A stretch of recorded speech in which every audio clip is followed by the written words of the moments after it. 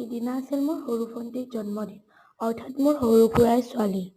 আমি পুৱাই গ'লোঁ, মা, মই, খুৰীমা আৰু ভাইটি ভণ্টি। মানে গুৱাহাটীলৈ গৈছোঁ আৰু দিনটো তাত থাকি সন্ধিয়া গ'লোঁ এখন ৰিজৰ্টত। আৰু তাত যাই যে বহুত বেছি ভাল লাগিল। আৰু ৰিজৰ্ট বুলি ক'লে খেলনাৰ বস্তু থাকে। তাত যিহেতু ভাইটি ভণ্টিহঁতো গৈছিল, বহুতেই বেছি ভাল পালে সিহঁতে খেলি।